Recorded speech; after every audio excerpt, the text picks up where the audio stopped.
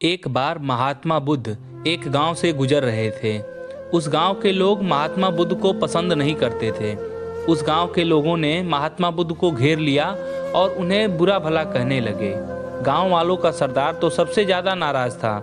वह तो बुद्ध को गालियां ही देने लगा, पर बुद्ध उन सब की बातों से बेपरवाह होकर मंद मंद मुस्कुराते रहे। वह सरदार बहुत देर तक गालियां देता रहा, लेकिन कुछ देर के बाद ही उसका मुंह सूखने लगा, जिससे वह चुप हो गया। यह देखकर बुद्ध बोले, अगर तुम्हारी बातें समाप्त हो गई हों तो मैं आगे बढ़ूं। मुझे आगे वाले गांव में जाना है, वहां के लोग मेरी प्रतीक्षा कर रहे होंगे।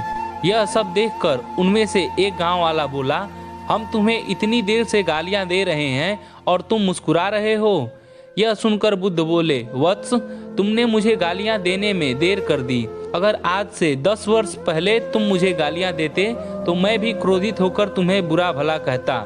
मैं जीवन में अब आगे बढ़ गया हूँ, अपना क्रोध और घृणा सब पीछे छोड़ आया हूँ। तुमने मुझे गालियां दी, यह तुम्हारी भावना है, लेकिन तुम्हारी यह भावना मेरे तक पहुँच ही नहीं रही।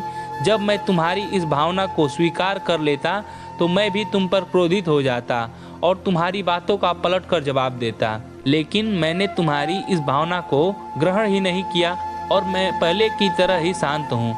बुद्ध ने फिर कहा, वत्स, मैं कल एक गांव में गया था। वहां मैंने प्रवचन दिया और गांव के लोगों को मेरा प्रवचन पसंद आया और वो मेरे प्रवचन को सुनकर बहुत खुश हुए।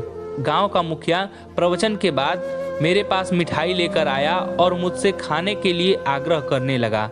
मैंने कहा कि मेरा पेट भरा हुआ है और मैं इसे ग्रहण नहीं कर सकता।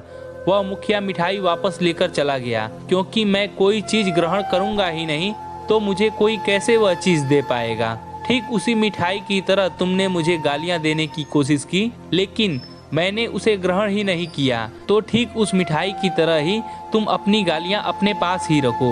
अब बताओ, तुम इन गालियों का क्या करोगे? तुम मुझे क्षमा कर दो वत्स, मैं तुम्हारा उपहार ग्रहण करने में असमर्थ हूँ। बुद्ध की इन बातों को सुनकर गांव वाले काफी शर्मिंदा हुए और उनसे माफी मांगने लगे। दोस्तों, अगर हमारा भी कोई अपमान करने की कोशिश करता है तो हमें उसे ग्रहण नहीं करना चाहिए। अगर हम उसके द्वारा किए गए अपमान को ग्रहण नहीं करेंगे तो वह उस अपमान को अपने पास ही रख लेगा। अगर आपको यह कहानी पसंद आई तो इस कहानी को लाइक करके हमारे चैनल को भी सब्सक्राइब कर दीजिए। धन्यवाद।